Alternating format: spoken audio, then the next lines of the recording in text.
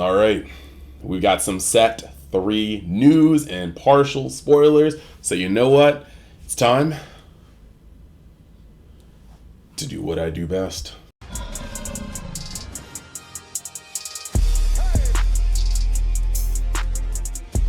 Hey YouTube, welcome back to UniXTCG, and today we are going to be talking about the set 3 sort of reveal spoilers, news, and what we know so far, as well as deep speculation, because you already know how I am. If you guys watch me in the Masters content, you know I do be loving the speculation. Now, with that being said, we're going to set a 100 like goal. You guys smashed that for the video earlier today, and I expect it to happen again because you guys are truly awesome. And I want to let you guys know that if you want an in-depth look at these takes going into this format, the pocket format for 3, we are going to be just doing a lot of stuff on the Patreon, because I know I personally have 2 regionals to attend at Gen Con, so I'm going to be grinding to see what my best options are post ban list. Then the last thing I wanted to say is we are cooking over on my Dragon Ball only channel, so if you want to support the brand, you can go over there, like some videos, subscribe. I am going to be giving out 2 copies of Sparking Zero for the system of one's choice, as long as we get monetized at 1,000 subscribers by October. And then past that, for every 1,000 people who subscribe to that channel, we're going to add another copy of Sparking Zero. So get ready for it. Now, let's get into the content. So, on screen right now, we have got the 4 leaders, and yeah, I wanted to jump into this because I feel pretty confident with my speculation. I'm a huge Dragon Ball nerd, and I've been studying how Bandai moves for a while now when it comes to their card games, so I think this video is honestly going to be your best bet when it comes to these decks, potential archetypes. So first, we've got Red Jiren. Next, we've got Blue Angel Super Saiyan 2 Goku, and that's going to be important in a second. 3, we've got Piccolo hitting the Special Wing Cannon, and also an important clue. And then we have Majin Buu, or Fat Buu, in that form for yellow. So here we go. When it comes to red, this one was pretty predictable to me. If not Jiren, it had to be some other TOP. The moment we got set 2 being spoiled for TOP, I was like, so the starter deck, set 1, set 2, we're going to be locked in TOP until we see Shirtless Jiren, Super Saiyan Blue Evolution Vegeta, and Mastered Ultra Instinct Goku. Until we see those 3 in card form, we're probably not diverging from the TOP. And so I estimate, especially with the confirmation of Ultra Instinct Goku in the splash art for set 4, Ultra Limit, I think that set 5 is going to be the first set where we diverge from the TOP as red. That's just my foresight on that one. But you have Jiren here. Jiren does not seem to have the TOP trait at the bottom, and that's good because his cards can't be cannibalized by Top Coup if they ever decide to reverse the changes or anything. And I really do feel like this is going to be the 25k leader of this set. Out of these 4 cards, I think only Jiren and Buu could be good candidates for 25k, and Jiren just seems like the absolute thing. And also, not only just because of the characters, but the colors. Bandai seems to like cycles, and red and yellow are the only colors that don't have a 25k. And if I had to choose between Jiren or Buu, I would say that Jiren has the 25k base. So this is either going to have some weird gimmick, or he's going to be a Awaken at 3 life leader with a 25k base. Calling it. You can bet me money on it. I'm pretty sure I'm going to win that one. I'm feeling actually really confident today. Moving forward, Angel Super Saiyan 2 Goku. You know he's Super Saiyan 2 because he has the lightning and his bangs are different. In Super Saiyan 1, he has kind of like 2 split pairs of bangs, but in Super Saiyan 2, he has the bang coming here, and then it kind of, the other bang comes down next to his ear. So this is Super Saiyan 2. The Angel Halo specifically means this is the Buu Saga. Another thing I'm willing to bet money on. Now, this only happened during his fight with Majin Vegeta. That is where he had the Halo and Super Saiyan 2. On top of that, I already said in a previous video, or maybe I think, but I've also said it a lot of times with people in public, Blue is housed for the Buu Saga. Like, you have Vegetas, you have Gotenks, you have Gohans, you have Vanilla Buu, you have Goten and Trunkses, you have Gotenks. If any saga, and Goku's, if any saga was going to get the Buu Saga, it's going to be Blue. I didn't expect it for yellow, but we'll get to that. But it's going to be Blue because Blue already has pieces for everyone. But by that same logic, I definitely said this in the video, I remember, and that same logic, yellow has the same character pool. There are literally those same characters in both of them. So yellow and blue were both homes potentially for the Boo Saga, and then we see that happening here. With Blue, I need to see something from them. They definitely need some more removal on a stick. Zeno is not it. We need a boss card that can hit some removal or double removal. But like realistically, Blue needs to be able to not have to choose between pressing the board or pressing somebody's face, at least on 1 or 2 cards. But yeah, that's definitely Boo Saga Goku. Can't wait to see his effect. Now this Piccolo, there's only a couple of times where Piccolo got this active. 3 to be exact. And actually, I guess 4. We could say 4. And the ones we're going to roll out immediately, this just is not superhero. The art changes. This is not superhero. We're not getting to this early. The other option could be TOP, but we're not getting Boo Saga in blue and yellow, and we're not getting TOP after that. We're not getting TOP in red and green. So I'm pretty sure that you only really have the choices of the Android Saga, which would fit really well into green already. But Piccolo, to my knowledge, did not commit to the special beam cannon in the Android Saga, so this looks like it may be the Sand Saga.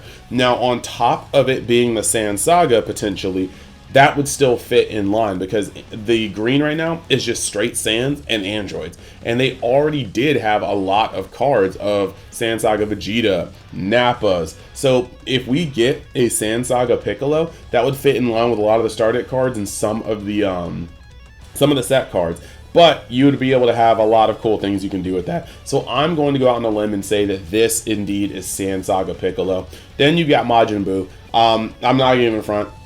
I don't know. Like, this is clearly Buu Saga, clearly Majin Buu. With Majin Buu as the leader, I don't see us getting like a bunch of like non-Majin Buu cards. They can really do anything with this.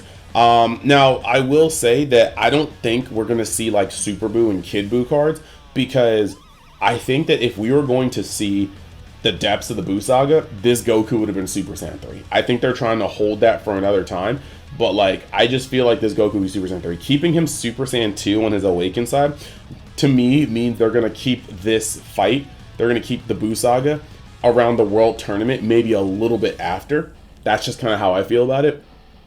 But this Buu is chilling. He has one type, and the picture is a little fuzzy. I know what TOP looks like over on in Japanese, so like I know it's not on Jiren. But this one I would have to dig deeper and translate in a future video. At the moment though, there's a lot we can get. If it's yellow and it's Buu Saga and the leader is Buu, perhaps we get like some Babidi support cards. And then there opens up a lot of room for that. If you have Babidi support cards, then you could really just be seeing a bunch of Babidi's henchmen. Like, as much as people probably wouldn't want to play a deck with that, I mean, some Puipuis, Yakons, Spopoviches, stuff like that. And I don't know, man, because like, real talk, if the deck is good, the deck is good. But I don't want to be playing a bunch of Babidi's henchmen. Like, they're all fodder. But, like, again, if the deck is good, the deck is good. It's cool that we have a Majin Buu leader. I am sad that he's, like, Majin Buu. Like, the fat Buu on his backside. I was hoping for maybe, like, a Super Buu on the backside if we got a Buu leader. Kid Buu, probably too early unless they, like, just wanted to jump the gun.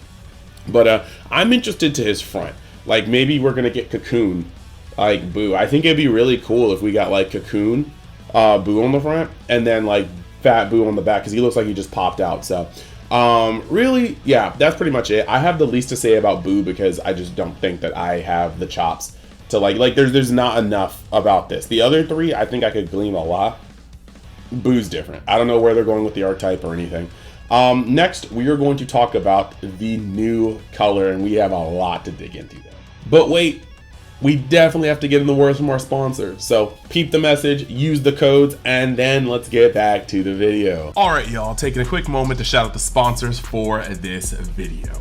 First up is Mystic TCG, a store based in Missouri that sells all sorts of TCG product, even more than what you see featured here on this page. They also buy singles, collections, and prize cards, so make sure you actually catch them out in their store in Missouri at an event or even on their Facebook, just to be able to see the events here, but also ask them what they're up to and what they're looking for in terms of vending.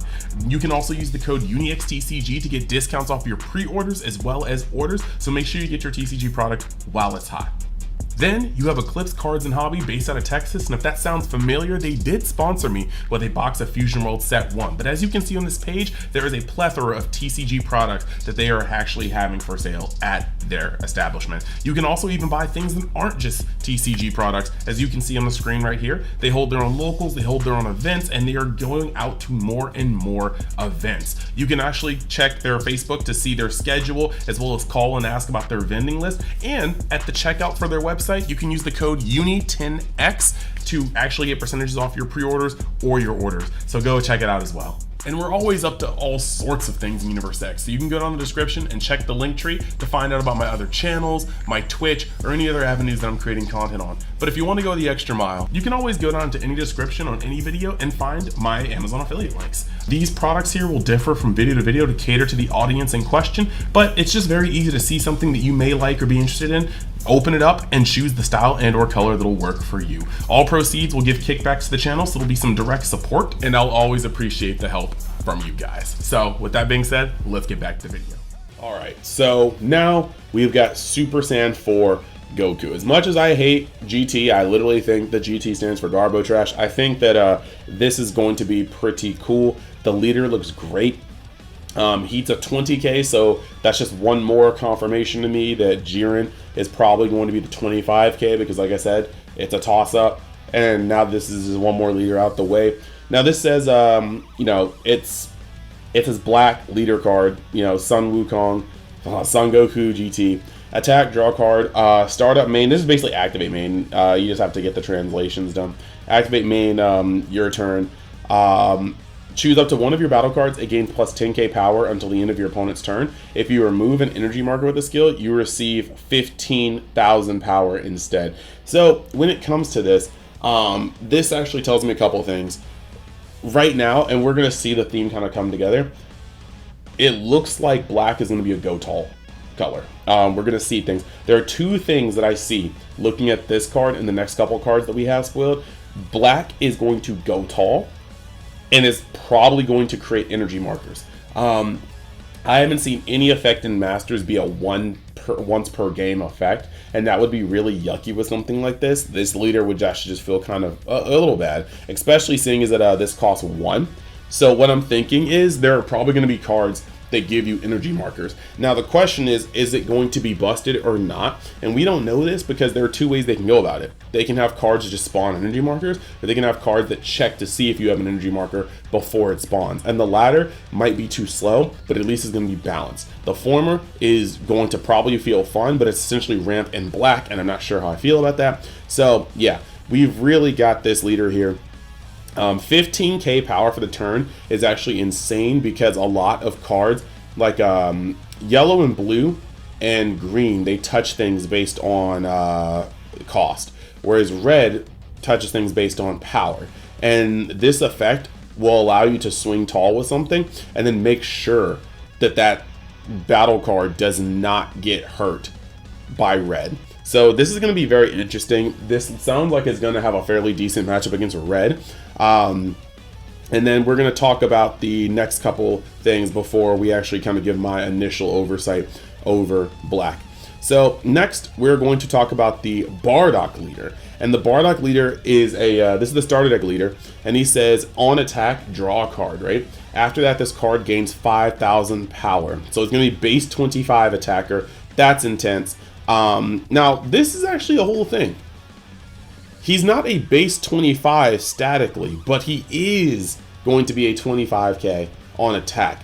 Whether this will make Jiren potentially not be a 20k, I don't know, because Broly technically was our 25k for set 1, and then Zamasu was for set 2, but we got no starter deck, so maybe this might change things. But I just feel like Jiren is like beefy, and he's that like indomitable character, so I feel like he'd be the shoe-in for it. But this does go up to base 25k on offense. Now this has a activate battle. This has a activate battle once per turn during your turn. Look at the top card of your deck and combo up to one battle card with the characteristic Bardock's crew. and then place the rest on the top or bottom of your deck. Now, sorry, I kind of translated that myself, like as in like I'm reading it and I know for a fact like this is not this wording, it's activate battle. You can also look at Japanese cards and just match up the kanji. Just if you ever need to help translating something, at least with keywords, go look at cards in Japanese that you already know the effect of and match up the kanji if you cannot read it. So there's a hitting on it. I don't know, my bad. So anywho, that is how that works. Now the cool thing about this is you're flipping the top card of your deck or you're looking at it. If it's not a Bardock's Crew, whatever, your leader's swinging for 5 or 25. If it's a Bardock's Crew with 5k combo power, congratulations, your leader is swinging for 30. And if it's a Bardock's Crew with a 10,000 combo power, your leader is swinging for 35. There's no downsides, it seems, according to this translation. You do not discard the card, you just put it at the top or bottom, so you can even move cards out of the way if you don't want them. So this is going to go incredibly tall, and that fits in with the Super Saiyan 4 effect as well. You are going to be able to just not take a lot of, to swing high and not give your opponent a chance to out combo it. So this may be the shotgun color of shotgun colors. We have another card from this the starter deck, and that's the boss card, the 5-drop boss card for the Bardock starter deck. And this one says double strike, and then activate battle. If there are two or more cards in your combo area, select up to one of your opponent's battle cards and KO them. So once again, this is crazy because this is once again just saying that you're going to go tall. 2 battle cards could put this guy at 50k, could put this guy at 55k. And then looking at this Bardock effect, this is activate battle once per during your turn. If this is a correct translation, this does not have to do anything or does not have to be on your leader swing. You could attack with your leader, draw a card here for 25, play this guy, swing, activate your leader effect to flip over the top card of your deck. Oh, it's a 10k Bardock's Crew. Okay, bet. He is now 45. And then I'm going to combo another 10k from my hand. He has 55 double strike, and he's blowing up something on your field. This doesn't get around blockers because you have to wait until the combo step to be able to get this effect off. But this is going to be offensive, like just bulldozing. You're going to be coming in with pressure while removing your opponent's board. You are not having to choose. And that is always the markings of a great deck. Green was able to blow up cards, keep it moving with the swings. Red is able to minus cards, keep it moving with the swings. Cards like this are really going to change. When you can regress and tear apart somebody's board, you are going to be in a winning position. And that is why blue sometimes struggles, because it generally has to choose until 5 or 6 energy. So yeah, next we have a promo, right?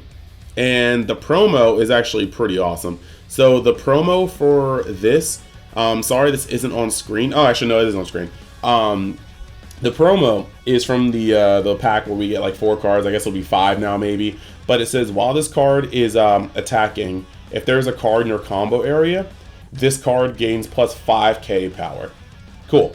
So it's going to go up to a 20k while it swings if you combo. So generally this is swinging base 25 to base 30 for a 2 cost. And it's a 2 cost that when you play it, you add up to 1 life from your card to your hand. So it's a self-awakener. When it swings, it can go up to anywhere from 25 to 30k. And then on top of that, it's a 10,000 power combo card, which means that you can put this in your deck at 4, not care about it because it's always going to be swinging heavy. It's Bardock's Crew, so I'm sure it'll be able to be searched. And most importantly, when you flip it off the top of your deck with your leader, it's a 10k. So this card actually may be the best promo pack card we've had since 2-Drop Goku and Awakening the Super Saiyan, those 2 cards together. So yeah, we have a lot that we can go into based off of this. Looking at this, my initial impression of black is that, like I said, black goes tall, but the SS4 Goku makes me believe that it's going to actually have some ability to go and make additional markers while it uses them for supercharged effects. So that's going to be pretty cool. Now, it might be a split because we have the Goku in the set and we have the Bardock in the star deck, and so far all the Bardock cards seem to revolve around comboing additional cards, whereas the Son Goku SS4 looks like it does work on that energy marker manipulation. So maybe the 2 sets between the set and the starter deck will have kind of different effects. Maybe they'll both share some things. We still have to see a lot of the cards in the starter deck. We still have to see the cards in the set, period. So There's a lot of possibilities, but based off of this, the comboing is going to make it very hard for green to sustain, because some of these cards are going and pushing gigantic meteor numbers. That's just wild. Just with what we've seen, we haven't even seen the juiciest parts of it. I mean, obviously they're not going to show those right off the bat. Black is obviously going to get a secret rare. That's probably a thing. It's his first set and needs the boost. So we have to see how this works. But it looks like green is going to have to use extra cards to not take damage, because his combo power just may not be enough. And so it looks like this is probably going to have some very good applications versus green. Then you probably actually have some nice red too. We've seen a little bit of destruction. We've seen pressure through combo power. If the other cards follow suit, plus like the SS4 Goku kind of giving protection from red destruction, we might see a very good red matchup, period. Now, the only thing though that I've seen so far is if they are going tall, unless Bandai snaps another color, they're probably not going wide. And if they're not going wide, but they're going tall, this may provide blue for some good counterplay. Either block or take the damage and then get rid of the cards. It doesn't look like this deck will have a lot of cards in hand based on what we're seeing. There seems to be a lot of comboing, unless we get some combo enabler that starts some extra draw. This card, this archetype shouldn't have too many cards, and at least not the Bardock leader, shouldn't have too many cards in the hand. So that may be an opportunity to crack back while they're low if you can get rid of their battle cards. But with that being said, I'm gonna wrap up this video. I hope you guys enjoyed my speculation. Like I said, I think I'm a deep dive monster, and I would like to see your opinions on what I'm talking about here. Let's run this video up. Let's get this trending in the card game community. I think we can, and I will see you guys in the next video, Patreon article, social media post, whatever. See you guys later.